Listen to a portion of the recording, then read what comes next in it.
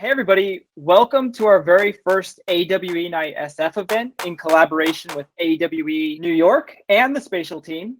I'm Patrick Johnson, co-organizer of AWE Nite SF and CEO of Rock Paper Reality. And I've just got to say, we've got an incredibly special show planned for everyone tonight, featuring the one and only Ori Inbar, founder of AWE. It was a pretty good Freudian slip, and of Super Ventures, and Abby Fraser, VP Marketing at Larval. And also I believe the Spatial team is going to do a little bit of talking about the platform as well. Ori is going to be giving a walkthrough of AWE's history and what's to come for the upcoming event in Santa Clara, November 9th through 10th. And just before we get started, I want to welcome everyone to join the conversation on social channels using hashtag AWE Nite SF. So please post about the event. We'll also be recording and live streaming tonight's event so you can relive the awesomeness, and be sure to share it with your friends. We're just about at that 5,000 person. We've been there for a while now. We really want to hit it. So just spread the good word. And finally, if you plan on attending the AWE conference in November this year, we have a special discount code that offers 20% off both the 3-day and the 2-day all access passes for the AWE Nite SF community. And I'm sure there's a special one, Ori, that you can share with the New York one as well. You got it? So for SF, it's AWE Nite SF 20D. On checkout, and that'll give you your 20% discount. So that's all I've got. Are you guys all ready for the show? All right, let's kick it off with Ori. Ori, let me go ahead and welcome you to the stage. Give it up for Ori. Hey, everybody.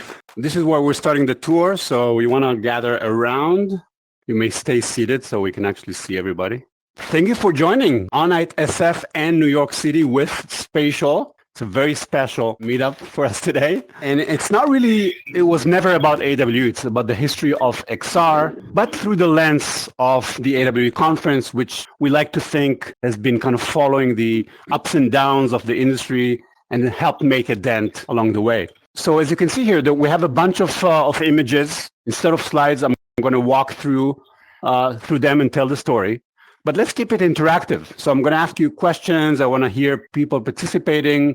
If you have comments or questions or anything to say about what we're talking about, please jump in. We'll see if we can manage that without having too many voices at once, but we got to try it out.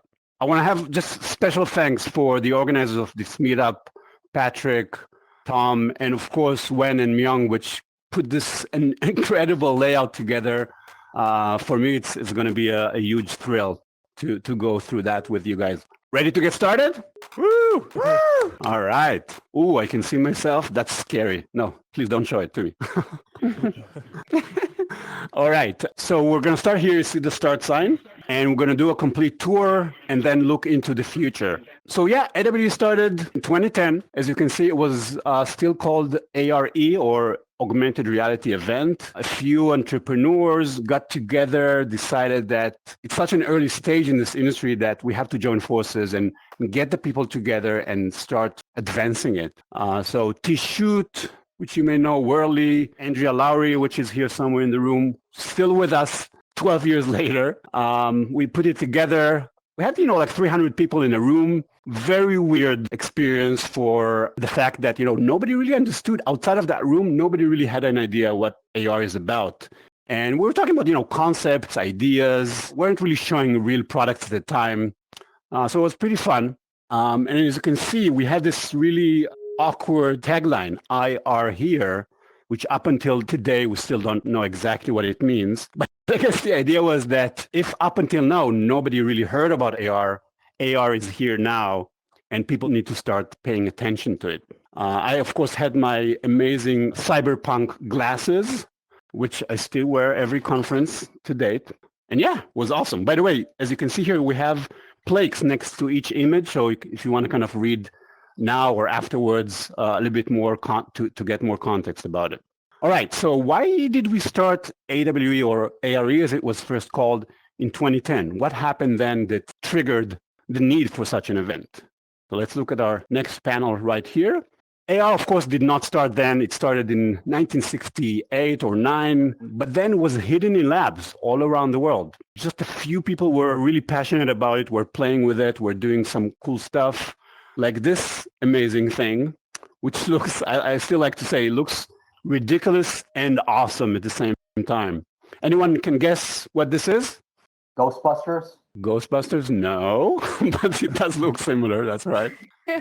So this was a game called Quake AR. It actually, I think the first demo was done in like 2003 or 4. Some really talented scientists and developers put it together. And this, I believe this photo is from 2006 or 7, where it was kind of a more advanced version. And you can see they have everything there. They have the goggles, they have a huge GPS tracker on the back with a computer and even a controller. It looks like a toy gun. And, you know, if you watch some of these videos, they look, again, ridiculous and awesome at the same time. Everything rattles around. You can't really understand what's going on, but you're actually fighting Quake monsters inside the university with occlusion, with everything, guys. This was incredible.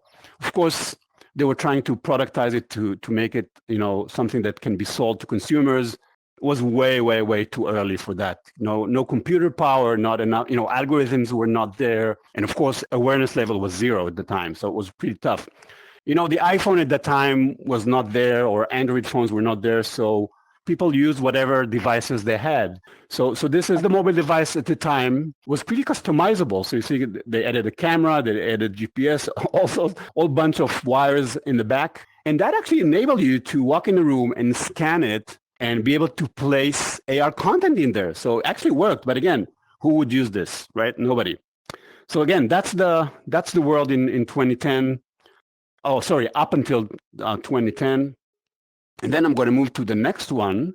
And this is what happened in 2009, right? So first, you had the iPhone announcement. All of a sudden, you had this perfect device for AR, with all the ingredients, you know, with GPS, with sensors, with an SDK. Actually, when it launched, the SDK was very limited, and you had to jailbreak the phone in order to be able to develop AR content for it, which is what Vuforia did. Vuforia is kind of the first major tracking system. But there was not much done on mobile devices at the time. Most of it was done on webcams, like this one. If you see kind of the campaign here from GE Electric, can't remember the name exactly, but they created this amazing campaign that was working with the webcam.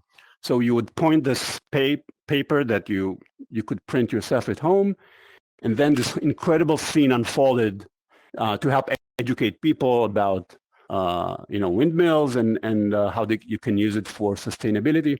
But I think up until today, the visuals here in the interactivity was pretty top notch.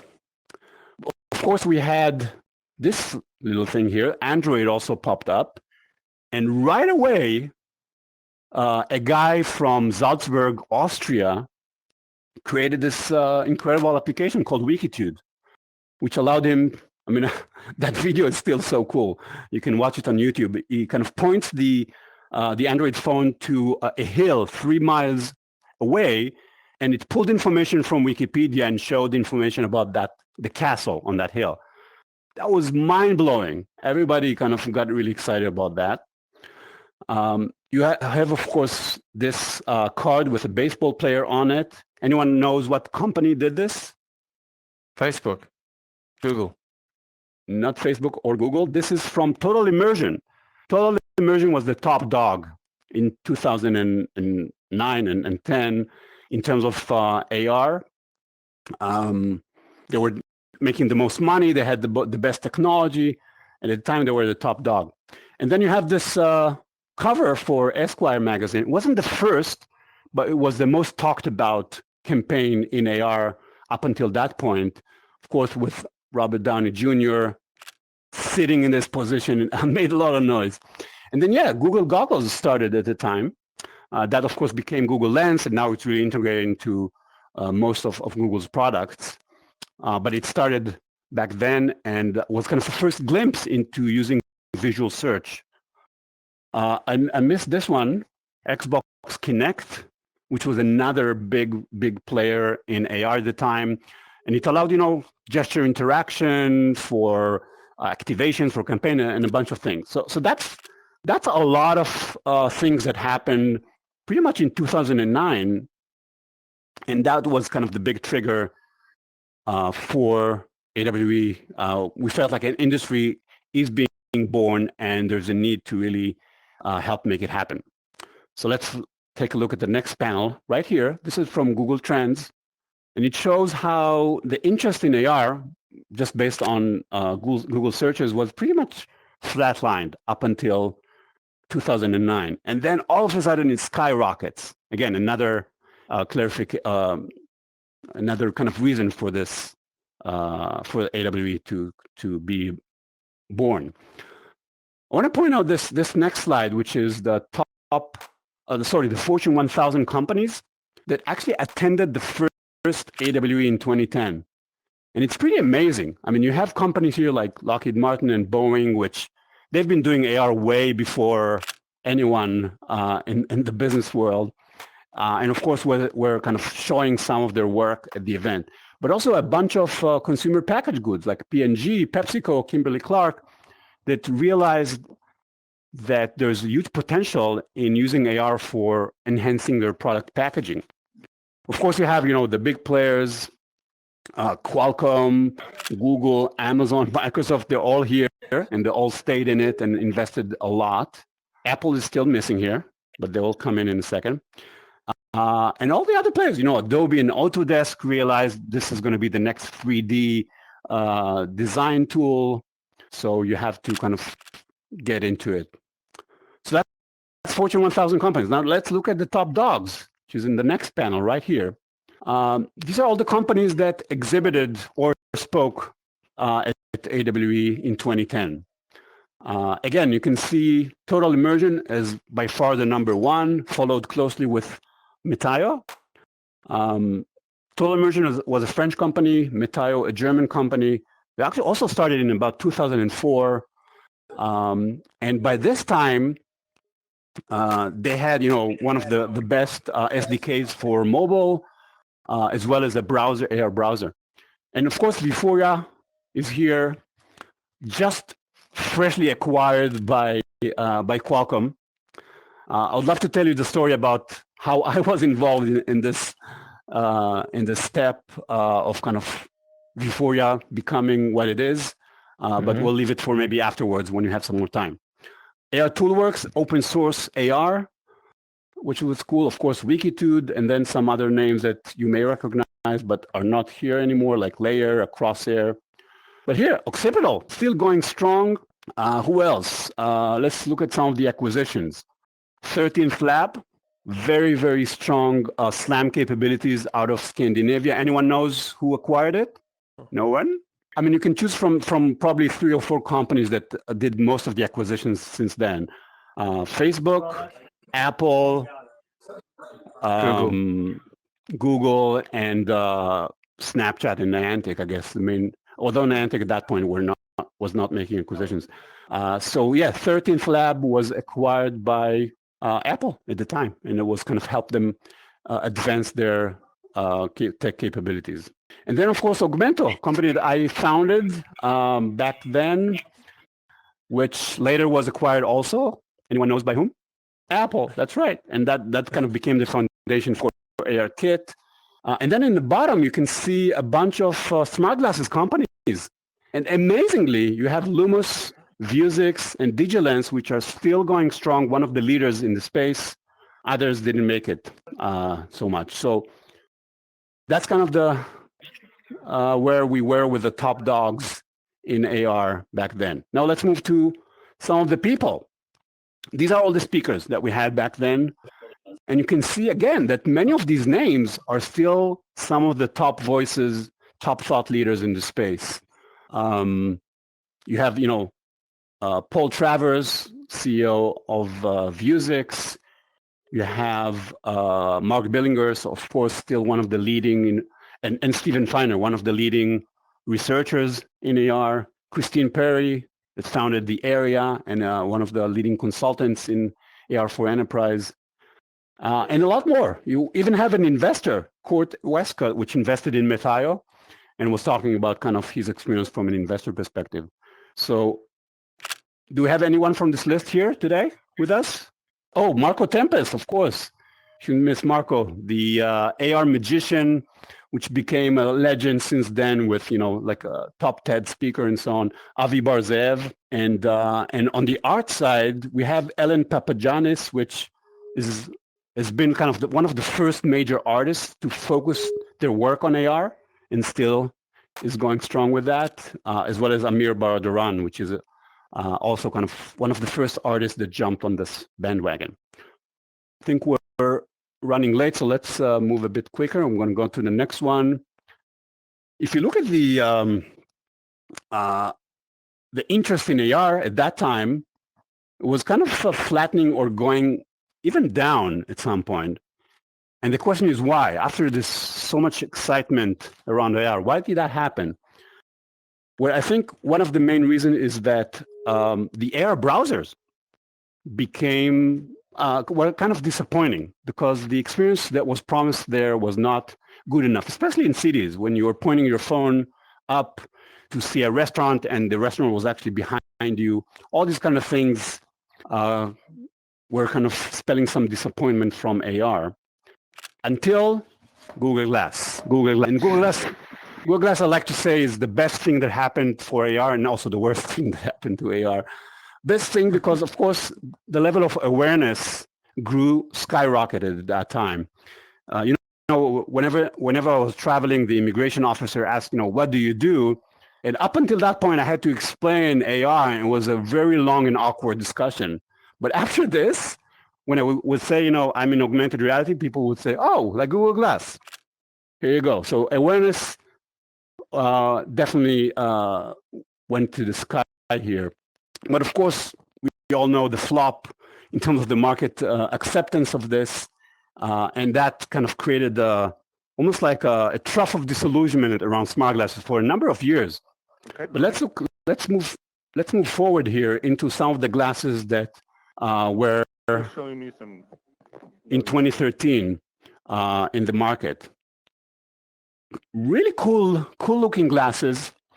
You can see, of course, Google Glass. Cool to see kind of the first Meta, which was taking the Epson and kind of covering it with some lenses, plastic, and a depth camera. We have ODG, which went belly up since then. Recon, acquired by Intel. So remaining from this list is still Google Glass, Epson, Vuzix, Lumos, and Koppen, right? These are kind of the ones that survived since then and are still going strong. And that leads us to 2015. So 2015, we two things happened. One is VR resurrected after almost a couple of decades being, I guess, clinically dead, came to life. With the Oculus about a year and a half earlier, and then acquired by Facebook. So we brought in kind of the VR community. We worked with Upload to bring together the AR and VR world. And since then, of course, they were intertwined. And we chose this theme of superpowers because we believe that the idea that AR and VR can help you become better at anything you do, it basically gives you superpowers. And that message really resonated very well with the community. All right, moving back here. The same year, we also started AWE in China. So of course, we adapted the heroes to, anyone knows what this is? The terracotta soldiers in China, near Xi'an. So that's kind of their superhero. Everybody got it immediately over there. But of course, the idea of going into China was that no matter what, it represents the biggest market for AR. And we knew that the community has to be connected tightly into what's happening in China, to really be able to capture the full opportunity. So now let's look at where are we with the trends. So we saw, the first kind of AR browsers and campaigns in 2009 and 10, kind of doing kind of a big jump. Then Google Glass Then kind of a lull area, the 13, 14, 15, wasn't really a lot happening there until three things happened. Pokemon Go, no need to say much more about that. HoloLens introduced as kind of the best. Wait, did I miss some things? Anyway, never mind. And HoloLens is kind of probably the best AR headset we've ever seen. And Snapchat, popularizing the idea of AR through social filters. So the opening keynote in 2016 felt so much better than the last few years with all this craziness happening around the AR, so much interest. Although it was, gaming and social, but it gave a lot of energy to the whole movement. And then after that in 2017, that was really the big breakthrough with ARKit, ARCore, kind of being born actually right after AWE that year, but feeding a lot of energy into everything and really starting this incredible movement among developers to start developing for AR and VR. And that's, of course, when the AirCloud idea came about, because, we felt like ARKit and ARCore are great, but they're not going to enable the mainstream to adopt it because, of course, AR has to be persistent and shareable. Until then, it's only going to be a niche product. So these are some of the milestones. Let's move on. At that point, we felt like we have to elevate the message beyond just, making us all better, but also use this technology for the good of society. So it's now superpowers to change the world. And we brought a lot of use cases that were proving that point. And then in 2018, that really felt like a turning point in the market. We were starting to see revenues growing, Fortune 1000 companies adopting it across the board, it meaning AR and VR. And it felt like we're at this point about to jump. Was it true? Pretty close, but probably a bit too early. And the theme of that year was, actually, this was not the real theme. The theme was go XR or go home, because we felt like this maybe is too harsh. But I still think that was the right message, because it felt like, we're getting into a new wave of technology. And if we don't adopt it, and when I say we, it's enterprises, developers, investors, Fortune 1000 companies, then you'll just go extinct like all the previous wave of technology. And lo and behold, just look at the number of Fortune 1000 companies participating in the event, speaking or participating.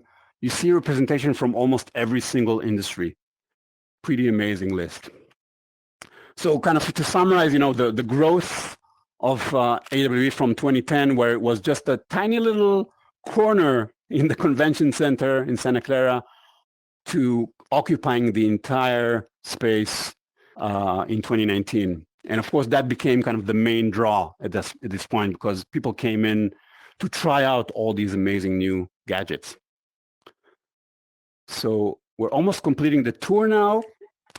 Going back to 2010. So in 2010, when the conference started, it actually was produced by a nonprofit organization called augmentedreality.org.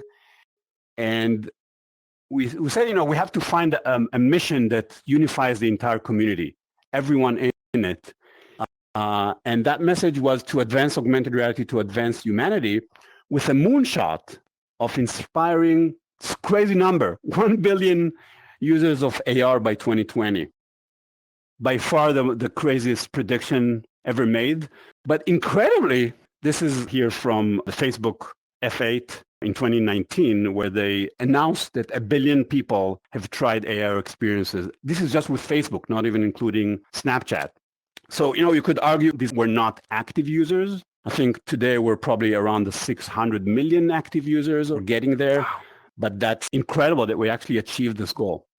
So now kind of looking forward into the future, if in the past 10 years was really about getting the community together and creating awareness and penetrating the mainstream, I think you all agree that we're now entering the mainstream, and now we need to look forward into the next 10 years.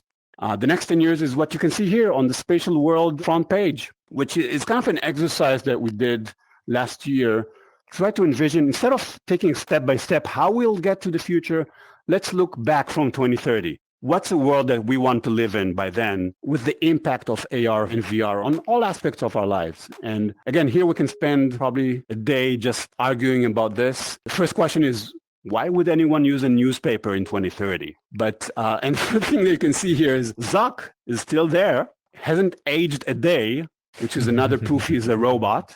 You can see that, privacy is going to be a big thing over the next 10 years. And I predicted that, privacy will be won by consumers. So we can talk a lot about how we get to that point. But you can see, the market size is $1 trillion by that time, 3 billion daily users of AR and VR. The AirCloud is really covering almost the entire world in real time and gets through first. So a lot of good things, including impact on healthcare, on how to reskill a lot of the employees that were let go because of automation, and many other things. So this is it, November 9 through 11 in Santa Clara.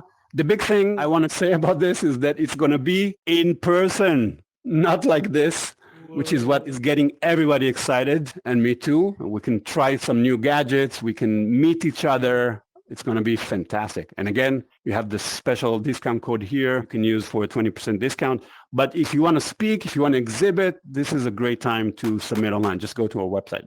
That's all I have. I think took twice as long as I was allocated, but hopefully you got something out of it. That was amazing. Thank you, Ori. Appreciate it. That was really good, Ori.